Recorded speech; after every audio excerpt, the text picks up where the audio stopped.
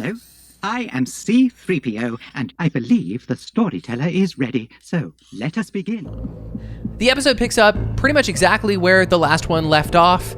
Mando and Baby Yoda and Frog Lady are flying in a highly compromised Razor Crest toward the fishing planet of Trask, which is where Frog Lady was supposed to go, having all kinds of near system failure. Like, we're barely keeping up in space.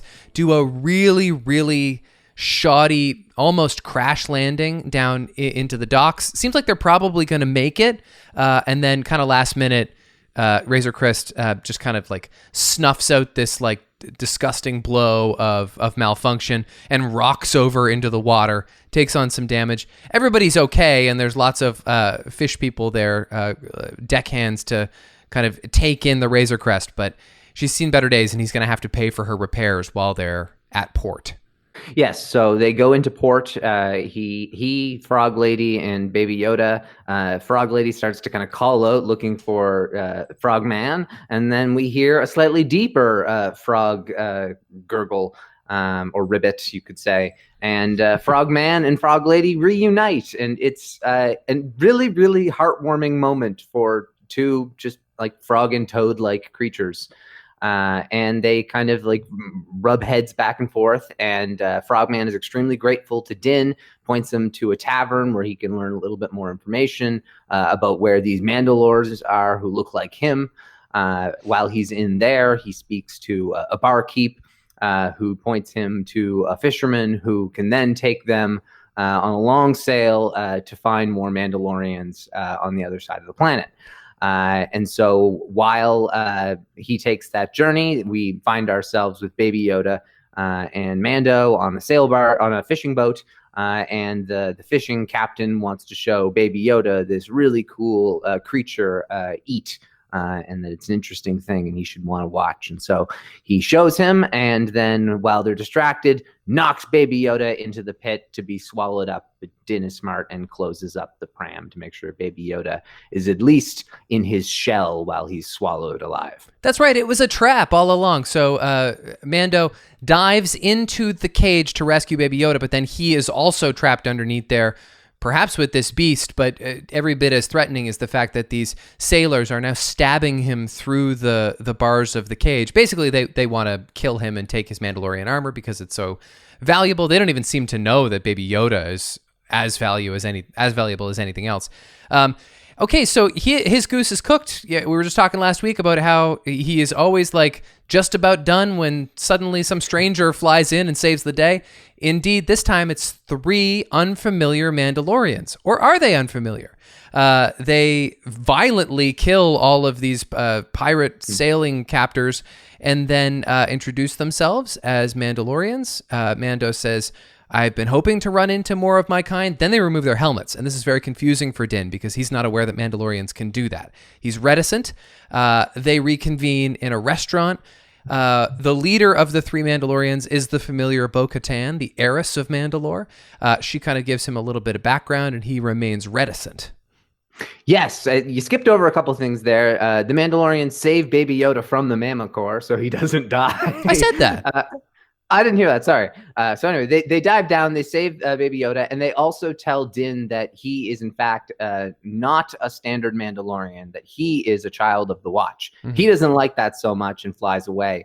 While in an alley, he gets his life saved by these Mandalorians, and then they buy him a drink, and then they're able to converse a little bit more, and ultimately promise that they can help him with his solo mission, despite that not really being the way of the Mandalore, and that he should be all for one, one for all, and help them reclaim the planet that he thinks is completely lost. That they will trade the information about the Jedi in exchange for his help on this mission in reclaiming a bunch of guns from the Empire, so that they've got some firepower to go take back Mandalore. They plan to hop aboard a trawler and take out a bunch of stormtroopers. And so when they're at trawling kind of level, they go about do that, and a whole bunch of badassery ensues. So they go up to that the little shuttle where they're going to overthrow the Imperial officers. And it pretty much goes the way most Mandalorian takeovers go. Like they pretty deftly take down some stormtroopers. It's a little bit clumsy. Actually, it's not on their part. Pretty much for the whole duration of the third act of this episode, they don't really do anything wrong. They ultimately find their way into the cockpit where the Imperial captain has killed the two pilots. And basically he says, I can't take you to... I guess Moff Gideon does a transmission at some point. I'm a little confused on the order of events. I also forgot about the Frog Lady thing as well. The fact that Baby Yoda is now with Frog Lady and Frogman. Right. But even while they're aboard the ship, they do some dodging of troopers. Moff Gideon has checked in with this captain who is Titus Welliver. And Titus Welliver is basically told, no, you're going to kill everybody aboard because you've already lost this ship. Right. And so he kills the other two guys who are in the cockpit and starts driving the ship into the ground as they're sinking. That's when they get in the cockpit. They try to get information from him. Bo-Katan is livid, saying, I need my Darksaber. I need to know if he has it. I need to get information from you. You need to tell them, and I'll keep you alive to tell us about them. But he says no. He ultimately kills himself because that is the long live the Empire way. The Mandalorians prevent the ship from falling to the ground. They take it. Now they have a ship and a bunch of guns. And then Din leaves with the information that he is to go find Ahsoka Tano. And there he can learn more about his quest with the child. I'm not sure it's a recap if we take as long as the episode itself to recap what happened. Yeah, that was not great. You're totally right. That's okay. It was really good. And for being the shortest episode of Mando in a little while, there was probably the most going on story-wise. Oh, there was not like 1 second of fat on the entire episode. So first things first, how psyched are you as a Clone Wars fan to see this familiar animated character in live action? Sub-question to that, performed by the same actor, Katie Sackhoff, just mystically looks like the person she's been voicing since 2012. Yeah, they really hammered that home, I felt, when they casted Kevin McKidd, because it was just so clearly him in animation, whereas Katie Sackhoff doesn't have fire red hair in real life. Right. But it was so incredible. It was the most incredible thing was the helmet and the way that Clone Wars characters can sometimes look a little unrealistic, but it was exactly that way. They were as acrobatic and cartoonishly badass in real live action as they were in the Clone Wars. And they looked just as lived in and as believable as any live action Mandalorian. But like even the blasters were the same as the ones used in the Clone Wars. And it was so amazing to see so many of these. The hairband that has kind of like the electronic buttons on it that Ahsoka wears as well. Like there was a lot of really cool things brought to life that it hasn't been done before, and it was done to such an incredible extent, and to like a really like it was very fitting. It wasn't weird. It was very appropriate, and this is a character that fits within the plot and the story, and they had planned ahead, and they did great with their voice casting, and I mean it's what you want to see when it comes to all of the pieces lining up and making the galaxy feel lived in and as one, and that these stories are actually connected and not just kind of one-offs of, oh, I get to tell my story now. No, these are all like we're uncovering the stories that happened in this galaxy far, far away, not just telling stories in this galaxy far, far away. Well, something The Mandalorian as a series does really well is refuse to be exclusionary. I think we've talked about this recently, about how you can be really learned and studious about extended Star Wars canon through the animated shows, the comic books, or the novels, or whatever, like you are. Or you can choose to just fixate on the really like main cinematic stuff, like me, frankly, and like most people. But I have happened to see enough episodes of Clone Wars to know who Bo-Katan is, and so as soon as I saw that helmet, it was really gratifying. Now, I don't know who the other two are, Casca Reeves and Axe Woves, if I'm pronouncing this correctly. I do know I've heard you say the name Sasha Banks before. Yeah, the reason why was because there was, I don't know what it was, but there was mystery about the character immediately as soon as she was announced to be in the show. Hmm. And then they even like played that further by putting her in the trailer as this mysterious person who was just in this cloak. And everything to me, it felt like it was probably going to be a Mandalorian. I felt like she would have been an appropriate casting for the character of Sabine, who was another Mandalorian, and I thought there was a potential chance could appear. I mean, you're going to potentially get Sabine or Bo-Katan. I thought the odds were we're probably going to get Bo-Katan, but you never know where these characters are. We're getting Ahsoka. Ahsoka was last seen with Sabine, so there's a lot of logic there. But they were also kind of teasing this. Turns out she's a character. The name comes from like I think a board game or like one of those like book games from like the 80s. Oh. The name is an old name that just is from Legends. The character has like basically no story whatsoever to the character. They just found a really old name and were able to kind of canonize the character. These two don't really have any stories that we know about. They're just two Mandalorians who clearly follow whatever way Bo-Katan is also this is the way. Right. And so whether you know all that stuff or you know nothing other than that, clearly they're Mandalorians, the experience of watching this episode is still rich, although I will say Becky knows a lot less about Mandalorians than even I do, and she found it very confusing, like Din did. And I imagine there were a lot of viewers of the show who really buy into this Mandalorians can't take their helmets off. I'm not so sure I wouldn't think that too if you didn't help me along the way. And so maybe that's okay. Maybe that's expected. You're supposed to learn as he learns that they're not all children of the Watch. And I think that's really interesting. And I think it's particularly interesting because Bo-Katan is a character who her sister was the pacifist Duchess leader of Mandalore. Mm-hmm. She was at the time, heir of Mandalore. She was the leader. She turned it from its kind of warrior nature into more of a pacifist world that was able to peacefully live. But there was a sect called Death Watch that Bo-Katan was a part of.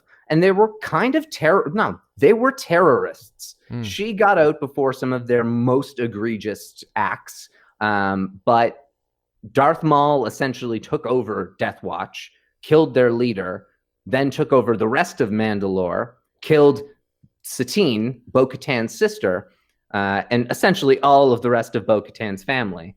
And so this was in Maul's quest to hurt Obi-Wan as much as possible, who was in love with the Duchess. Right. But all of this is like just wonderful connected backstory that Bo-Katan has a dark side, and she gets angry and she lies.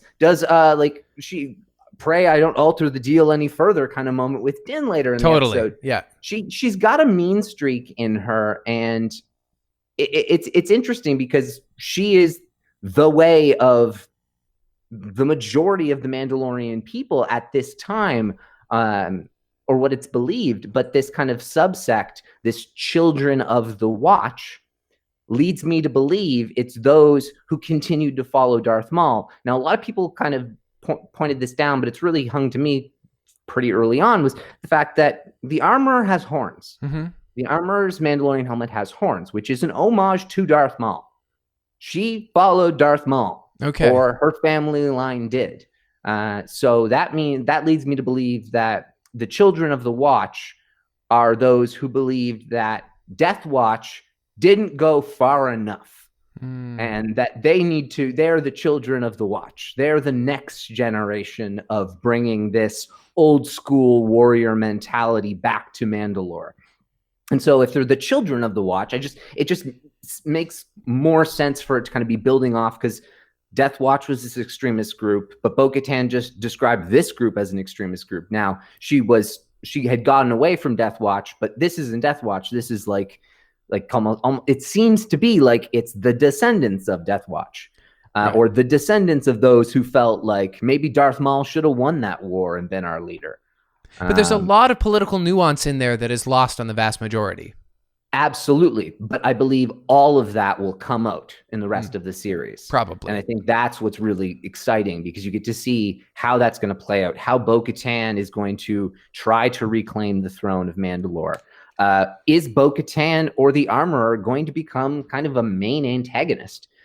We could find out that maybe Bo-Katan is trying to kind of spin a little bit more magic here, and that she's had some even like she's gone crazy. Maybe it's a little bit Saw Gerrera there. I don't think that's the case. I'm going to guess that the armorer is the one we're going to find out is a baddie.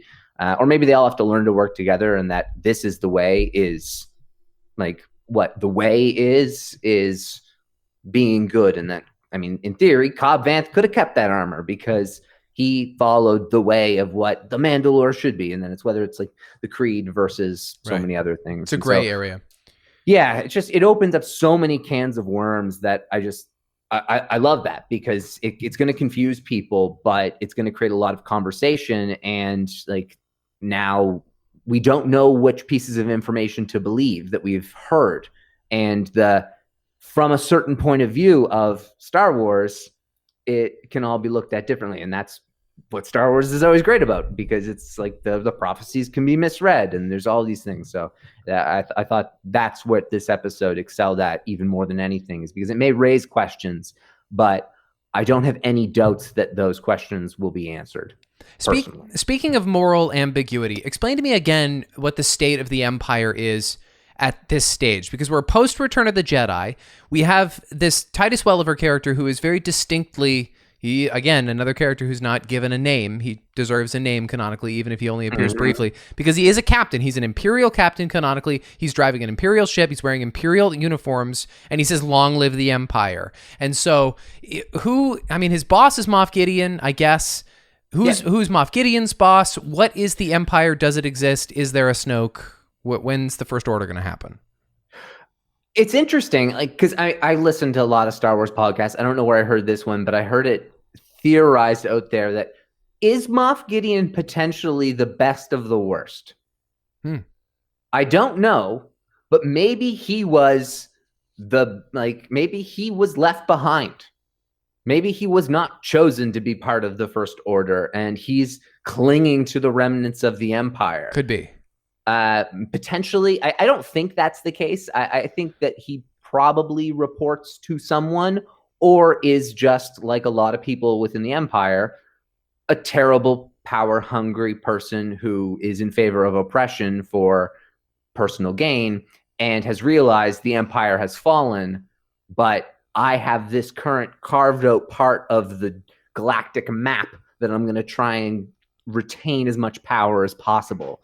And so, like, the New Republic doesn't do a great job policing. They don't have jurisdiction over all areas. They're not militaristically active. Like they don't have a military. That's what is in a lot of the canon novels and information between Return of the Jedi and The Force Awakens, is that the New Republic doesn't develop a military, and that's why the Resistance has to be the Resistance, and why they don't have a military to fight the First Order. Right. It's because they demilitarized after the Empire had fallen. And so we're in this period where the Empire has fallen, but there appears to be these sects that we don't know which ones are united. If Moff Gideon reports to someone, I mean, maybe Moff Gideon is Force sensitive. He says he's like a descendant of Darth Vader. Was he part of the Inquisitorius, which were essentially those who were Force sensitives who were taken in by the Empire, not to kill, essentially to train and to do dirty work, to be assassins and whatnot. But who knows? He has the dark saber that's been used by people who aren't Force sensitive, so I don't think that's necessary. I think it's just a power move. The state of the Empire it's in question. So this guy who is a captain, I mean, I saw this was another thing that I heard in another podcast that I thought was a total reach, but really a really smart observation, just that can be headcanon. Titus Welliver is tanned as hell. Yeah, he is. He is not a thin, pale Brit like in the original trilogy.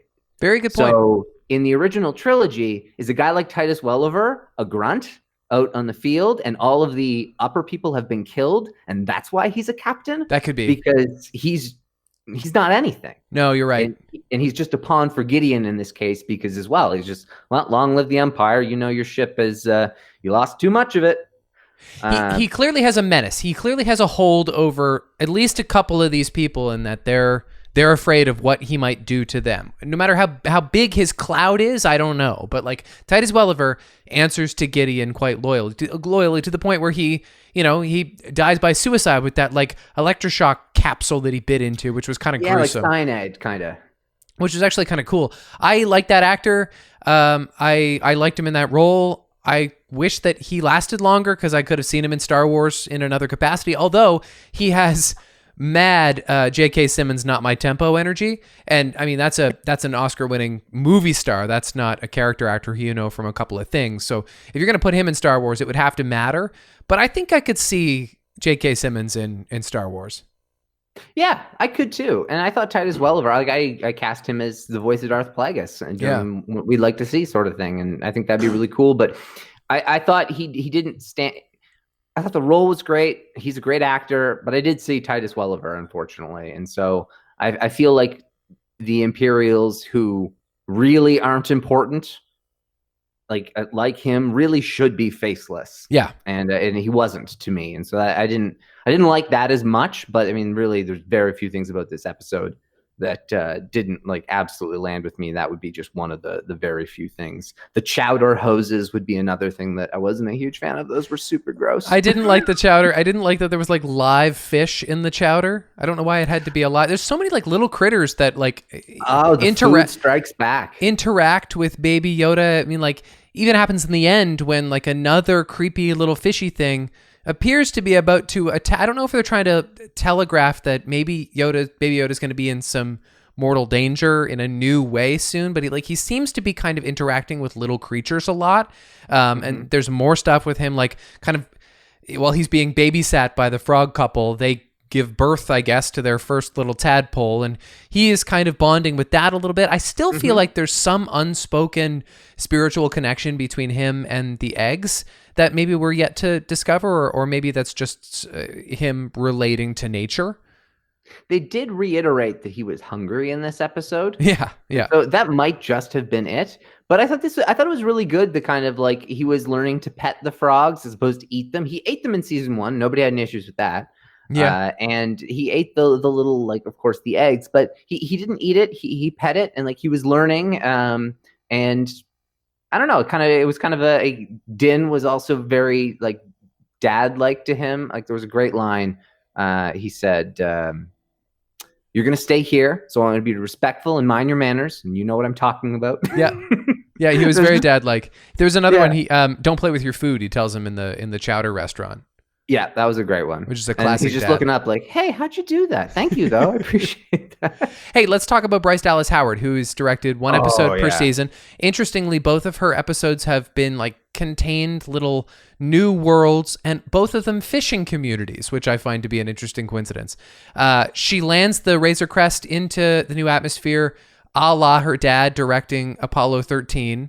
It's exactly the same. And good point. Yeah. And I think she's doing a fabulous job. I think she's great. I think she's queued up to be the next one to get the next Star Wars project, next directing gig of magnitude. She's gunning for it. Well, I mean, she's clearly shown that she can work within the community. She's learned from Filoni and Favreau. If you watch the Star Wars gallery, she's like a kid in a candy store. Yeah. She really is eager to learn about things. Everybody was really excited and said she was great to work with. I wasn't a huge fan of episode 4, her episode in season 1, but I still liked it a lot. The only one I wasn't a huge fan of in season 1 was the gunslinger on Tatooine. And this one was incredible. And it was also really different than the other one. So it did show a lot of range, and it showed that she can pretty much do anything she needs to. I mean, that entry scene was incredible. The cinematography on that was so cool. Just the free fall. And then the blowing up the fishing ship and the Mandalorians shooting off up into the sky with their jetpacks, and just the amount of action. It was such an incredible episode, and I think she's next on the docket after Taika and Deborah Chow clearly won out season 1. Bryce Dallas Howard is leading the next offer for this season for me. And the set design was absolutely spectacular. The docks in the opening sequence, and I just like all the details. Like, I don't know if you've noticed, but sorry, what are the fish species that Admiral Akbar is? What are they called? Mon calamari. which I don't like that they're called that. Kind of similarly to how I don't like that there's real fish or frogs. So like that's just like a really human sounding word. There's a Mon calamari guy in a cable knit sweater who kind of became a bit of a meme in the last day or two. I don't know if you've noticed. It was hilarious. He was, but just like the fact that he's like wearing like a Chris Evans Knives Out sweater is just funny to people. Except, I mean, it makes perfect sense. Like it's a fisherman's sweater. It's a fisherman's sweater, but all the netting when he goes inside the cockpit and he just kind of grunts Mon calamari. It's just great. Like a curse word almost. Yes, he Mon calamari. Well, he says another curse word, which was one of my trivia questions, so I might as well give it to you now. Dank Barrack? Okay. Well, yeah. Why wouldn't you at least let me ask the question? I sorry, I have a trivia question for you. Sorry, he said that one in like the last 2 episodes too, I think. I know. My question was, it was a Jedi Master question, although I guess not. What swear word is uttered by both Din and Bo-Katan at separate points in this episode? It is Dank Farrik, which I guess just means like goddamn. I guess, but I the first time I heard it, it's so silly because it's really so clearly just trying to be like rearranging. God damn it! Yeah, it's just like a random Star Warsy sounding thing. It doesn't have any meaning whatsoever. Yeah, but I think they're up to like 5 or 6 Dank Farricks in the series so far. I'd never noticed it before. Okay, let me give you another trivia question. Padawan question. This is really easy. What does Mando pay for repairs to his Razor Crest? 1,000 credits. 1,000 credits, and he doesn't really feel like he gets his money's worth. Well, I don't know. I kind of think he does. Dude, kiss it goodbye. Your ship is wrecked. You need to invest in a new one.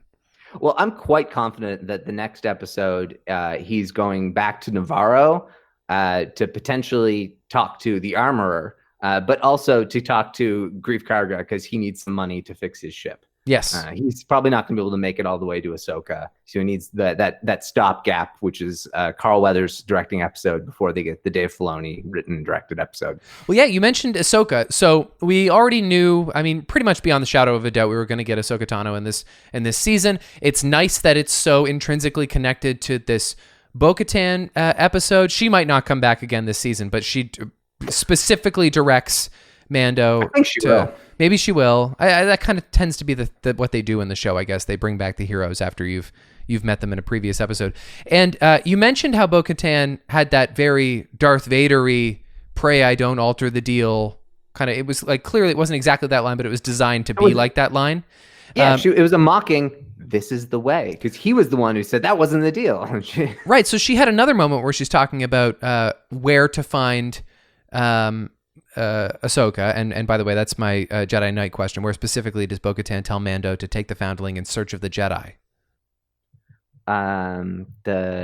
It's the forest planet of Corvus. Yep. In the city of Caladan or Catalan. Caladan. It's Caladan. Caladan. Yeah, I think of Adelon as one. Forest planet of Corvus. And so the way she phrases this is very much, go to this point, go to this place. There you will find this Jedi. It's very video game. Well, it's very Ben Kenobi on Hoth. There, go to the forest moon of or Dagobah. There you will find Yoda. There you will find Yoda. It's just like the way that sentence is arranged is specifically Star Warsy. Yeah, that's a really good pickup. Another one that was a really cool thing, not that way, but another thing was when Bo-Katan goes down to reach her hand out for Din. Yeah. The offering of like saving from a Mandalorian. It parallels when that also happens to him in his flashback. And the first time he's rescued by a Mandalorian. Yeah. And so this is interesting because this is time he's actually being rescued by a real Mandalorian as opposed to a child of the Watch. Or maybe we'll find out that they're not so extreme. Maybe it's just a little bit of he said, she said, everybody's enemy. Grass is always browner. That's my guess, is that they're not necessarily like an evil extremist group. They're just like a little more intense, and so therefore there's a little bit of tension between the two sects. But I'm sure the crossover will be okay. Yeah, I don't know. It's interesting because of the history there, but it would make sense for it to be kind of merging together to go against the Empire, which is likely still like Moff Gideon could be occupying Mandalore for all we know. Yep. Yeah, that's true. Right? Like he said like rendezvous with the fleet or something, or you won't be able to meet west with the fleet or something. He said something about a fleet, so maybe that fleet's outside Mandalore.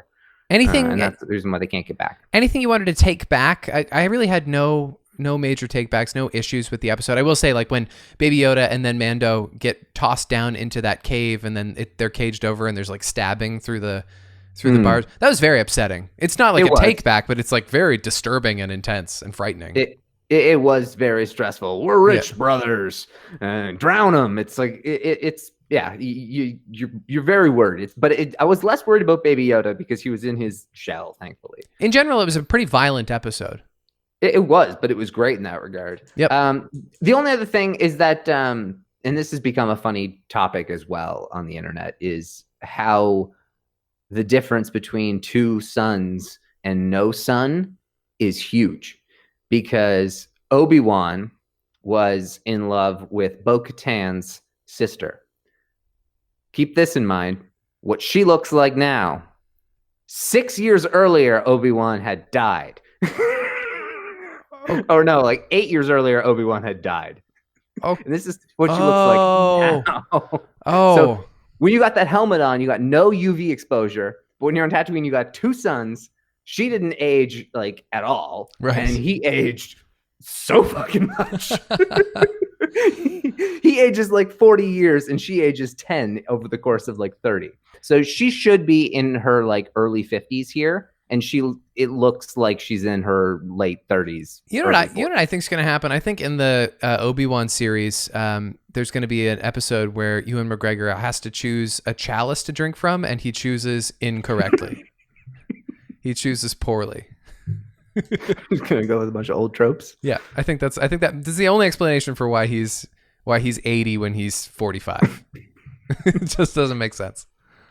It's just gonna be a very, very. He's gonna actually age throughout the series. It's only 4 episodes. Yeah, but he's going to like get older every episode, and we're just gonna realize it took place over a week. He's gonna be like one of those old men who lives in Florida and just like goes for like leathery walks on the beach and just wears this creepy little Speedo.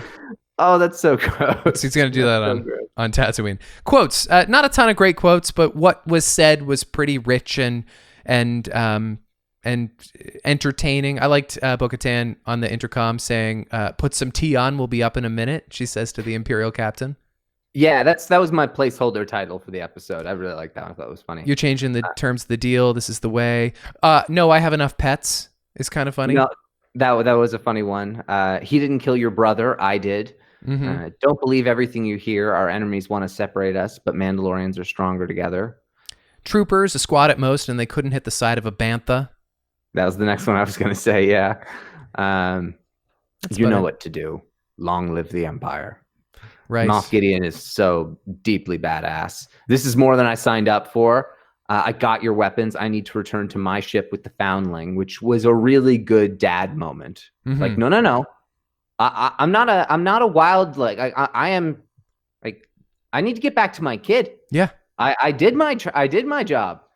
And now you're going to like, But in the end, then he does his weird suicide mission where he somehow doesn't get shot anywhere in between like the cracks of his armor, which there are plenty of. I kind of love that. It was like, it's pretty friggin' brutal. Like he just walks at the open fire and it's like clearly hard for him to do. It's like walking against the wind for him.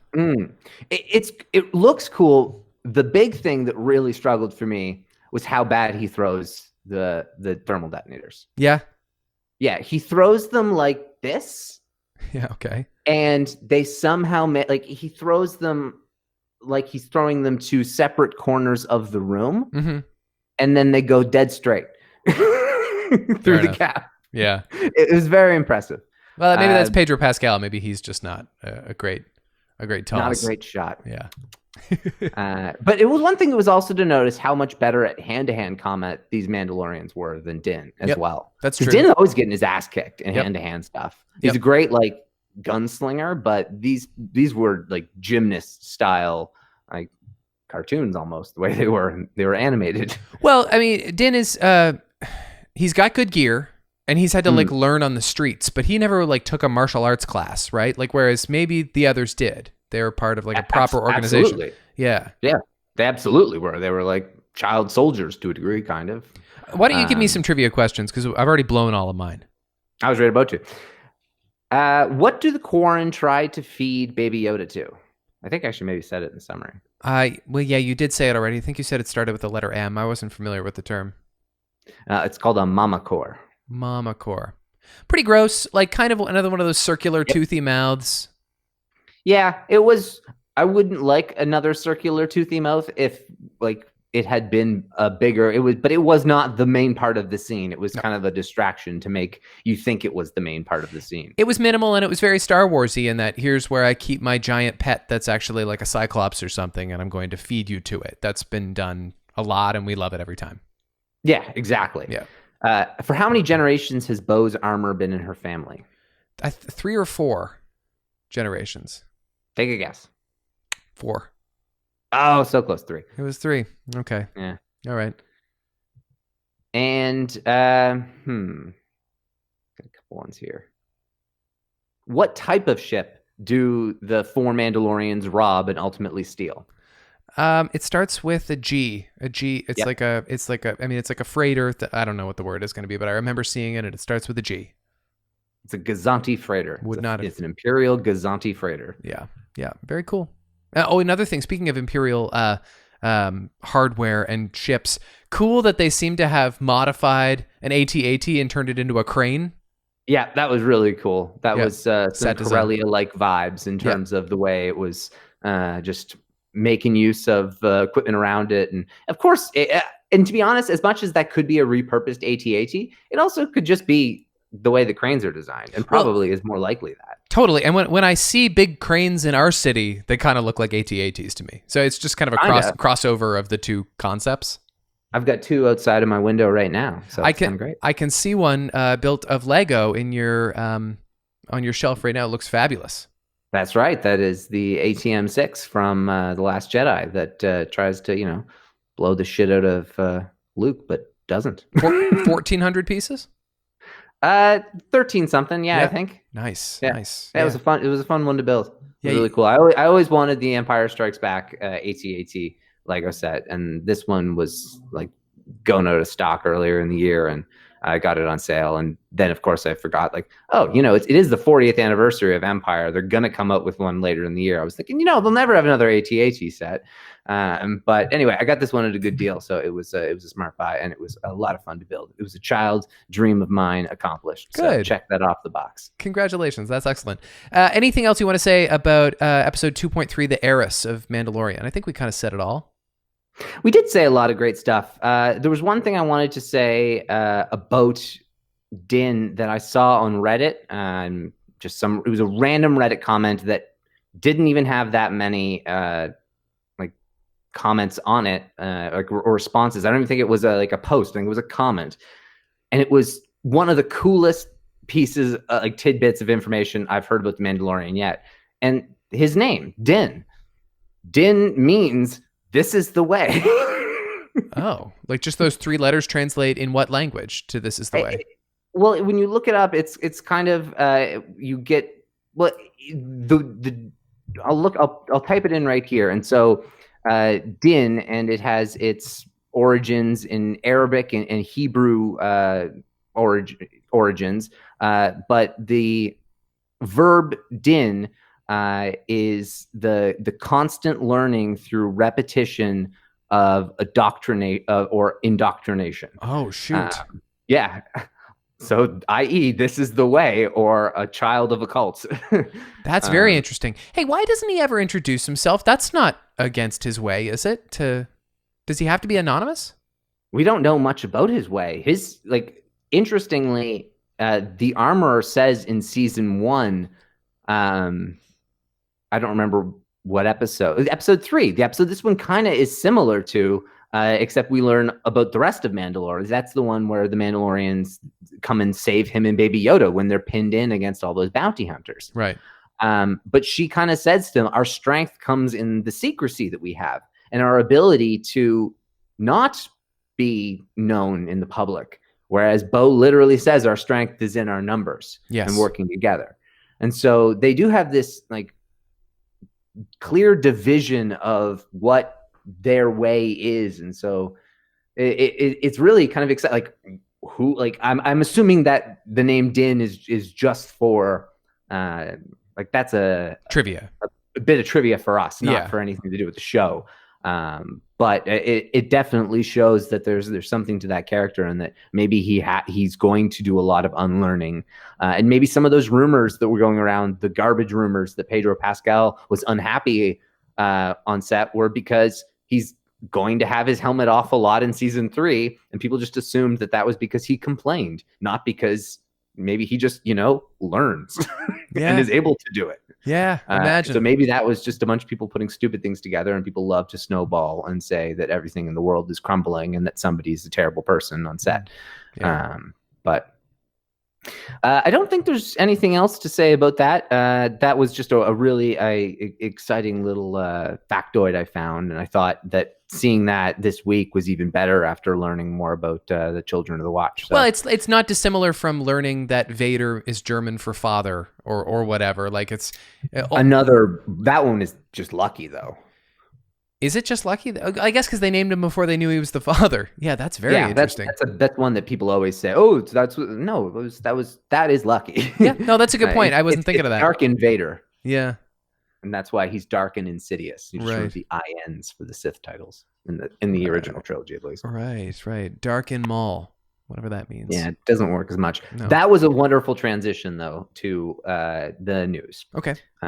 And the only thing, or not the only thing in the news, but one of the big things in the news in the last little while, actually is about Darth Maul and his potential use in the sequel trilogy. Oh. And so it was revealed a little while ago, just about some information. I forget where it came up exactly. But just some notes on George Lucas's discussions around what would be included in the sequel trilogy. Now, this is before the selling to Disney or even hiring Michael Arndt to work on scripts or even treatments. This was likely during the Clone Wars, during the early days, before even Maul's reintroduction into the Clone Wars. Mm-hmm. This is before his use in Solo. But what the potential for it would be that Maul would be the main villain and that the underworld would be the main antagonizing force as opposed to the First Order, and that chaos rises and that Maul is the leader of that. Darth Talon is Maul's female Twi'lek apprentice. She does the majority of the work in the trilogy. She's far more visible, a la Vader, to Sidious in the original trilogy, and then Maul would be kind of a little bit more secretive as a big reveal sort of thing. She would be used to seduce the child of Han and Leia to the dark side, their Ben Solo equivalent. Luke would then unite some people from the survivors of Order 66, and then reunite the Jedi, while Leia rebuilds the kind of galactic Republic. So this would have taken place significantly shorter period of time after Return of the Jedi. So maybe more like a decade as opposed to 30 years. And so it's kind of an interesting thought as to how that could have gone. And then he shifted over and replaced Maul with Uber. And Uber was the early version of Snoke. And then Darth Talon eventually was scrapped for the Jedi Eater. Or the Jedi Eater was introduced as well, and then that was merged with Talon. It was just a guy who was that was ultimately then merged with Ben Solo as Kylo Ren as well, and so just kind of making this assassin other character, and so little traces of it were abandoned over time, but it was clearly the inspiration from Maul's use as the main crime lord in both the Clone Wars and then again in Solo, especially seeing as it was no longer remotely going to be used because they had killed Maul before the original trilogy's time. Wow, that's a whole lot of information to take in. I know. Sounds cool. I mean, I can't in my head, I really can't rationalize going back and trying to rewrite the sequel trilogy again, because ultimately it is what it is. And there are some other great ideas that could have been, but really interesting. Ultimately, probably not a better fate than what Darth Maul got. No, I think that it ultimately was would have been shifted away from, and that was the right thing. And I think George Lucas even got there himself, and that was not the right character to necessarily be the antagonist for this larger saga. Although some of the other key points there I think are really interesting. I do believe literal seduction to the dark side is a really interesting path that Rey almost went down in this sequel trilogy, but didn't. But would be nice to literally see happen. I would also am like really desperate if we get a 10, 11, 12 for the turn to happen in the trilogy in the middle. So we get the full picture as in you give us. I don't know whether it's like you view the saga as like a 2, 3, 4 or I don't know what I'm trying to say here, but it would be nice to see the before, the turn, and the redemption in one trilogy or set of movies. Well, because we've seen two Skywalkers have not turned at all, and they're Luke and Rey, and the two Skywalkers did, and they're Anakin and Ben Solo. And so we have seen Anakin turn, but we just all agree that it could have been done better. And so I just would like to see someone more gradually and effectively break bad in Star Wars. Yeah, I that's a really good point. I was more so referring to I would like to see like the Vader's arc is the full 6 movies. Yeah. And so you don't get to see that arc in just a singular trilogy. And I know that that's hard to do. And maybe that's probably the reason why it hasn't been done. However, that's a really, really cool way of doing things. And I don't know if you could do the way you just described in a movie, but oh my God, how cool would it be to get a long, like a slow burn break bad in TV with a character? Yeah. Or even with a movie, but just any form of a slow burn break bad would be great. Obviously, that's like one of the great character studies of like modern entertainment, Walter White. We were talking on the show recently about how the most effective way or efficient way in which that same transition has been achieved in a singular movie is The Godfather with Michael Corleone. I mean, he's not like a squeaky clean school teacher in the beginning or anything, but like that is a tremendously successful turn to complete dark evil, and it never feels like whiplash. And I think you can achieve that in a Star Wars movie. You don't have to take 6 years to do it. No, you know what? You just said it right there, because he breaks bad. Like, you got a full great like big arc in 2 movies there.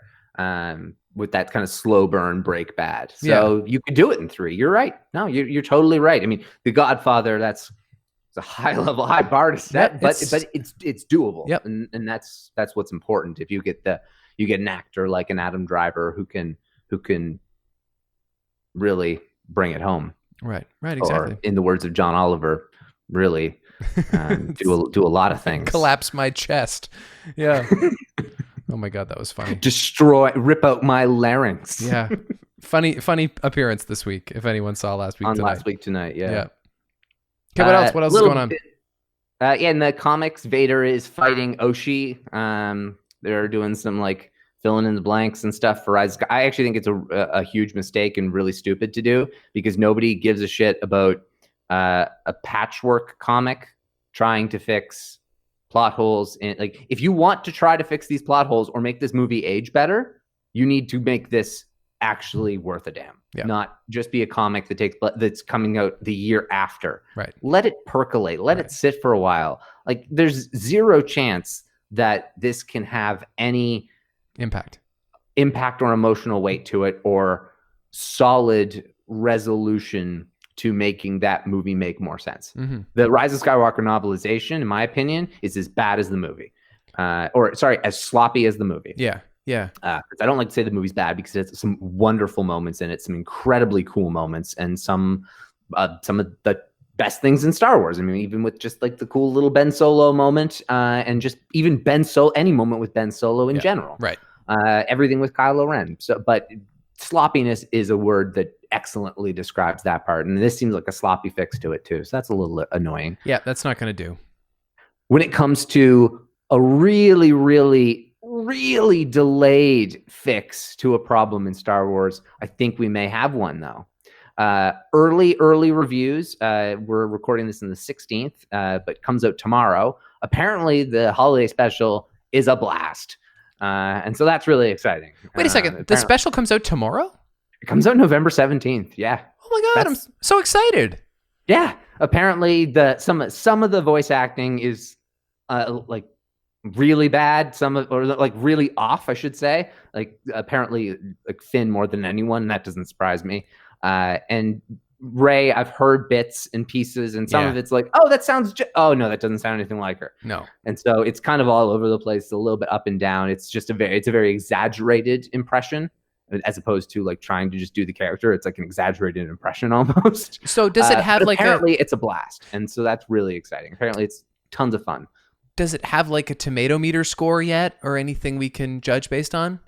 I don't think so. It's going to come out on Disney Plus, but it apparently just it pokes fun at itself, and it does it in a very good Lego Star Warsy way. It's not nothing about it takes itself seriously. But you got Billy D. Williams, you got Anthony Daniels, and you got some like familiar animated voices as well. And so if the early couple reviews, there's not been many. I've just seen a couple articles. I guess a couple people got to see it early. But they were all very, very, very positive, and that it's clearly doing it the way that you should do something like that has such big stakes that you can erase those stakes and still keep all of the fun and the things that we love about it. So we'll no doubt have some things to say about that special in the coming weeks, but we've still got 5 more episodes of The Mandalorian to cover. And so then I guess we'll do a podcast. It'll be a month late at this point, or at least the special will be a month old at this point, but that'll give people a little time to see it, maybe see it a couple of times. A lot of folks are not quite ready to consume all their Christmas movies yet anyhow, so we'll do it. We'll wrap up this season of Mandalorian over the next 5 weeks.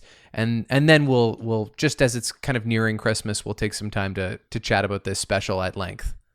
Yeah, I think that'll be an appropriate way to do it. And I mean, this is the only thing that we've done as it's gone anyway. So there's nothing wrong with doing a little bit after, and also a little bit more in line with the time of year in the calendar.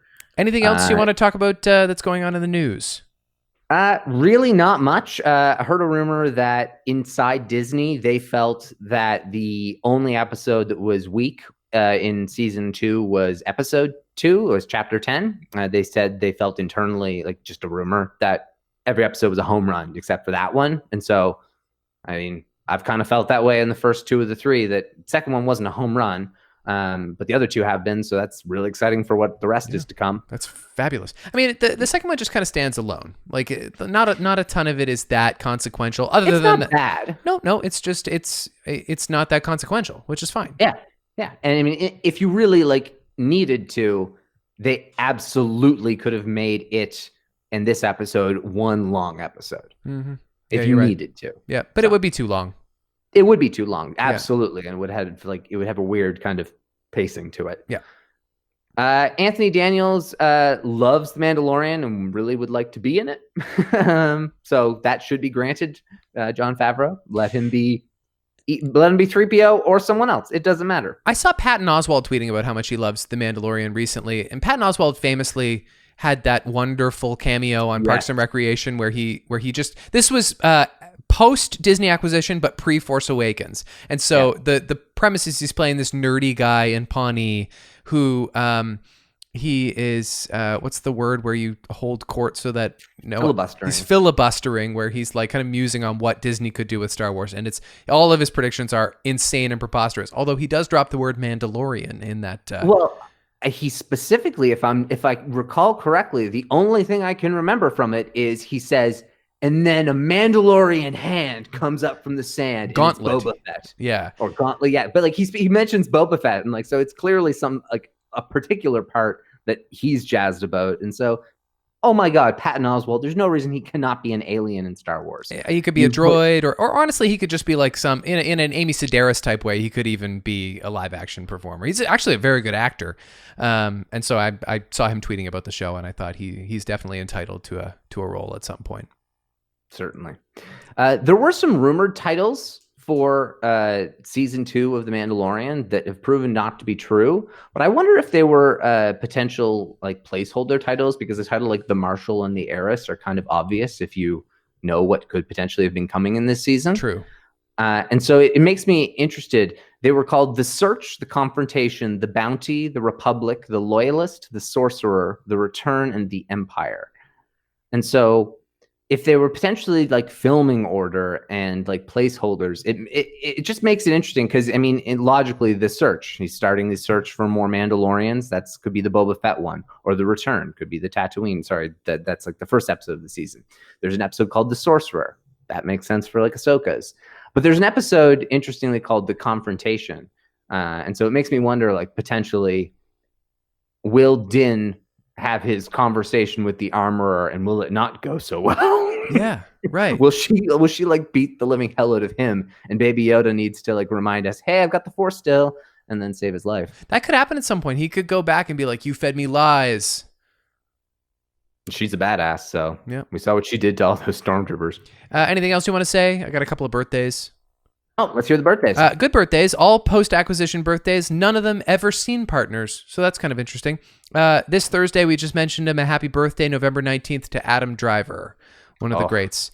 And this coming Sunday, sharing a birthday on November 22nd, Alden Ehrenreich and Mads Mikkelsen. Did you hear Mads Mikkelsen is rumored to be taking over Grindelwald from Johnny Depp?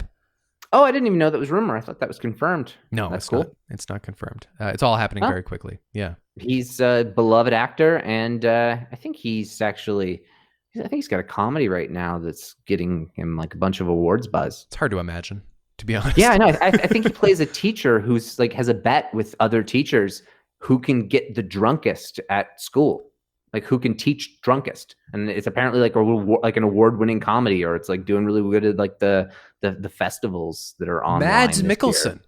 I know. That's why I remember this, because I heard it and thought it was the most ridiculous concept I'd ever heard. All right. And then looked it up on IMDb, and the poster's just him chugging.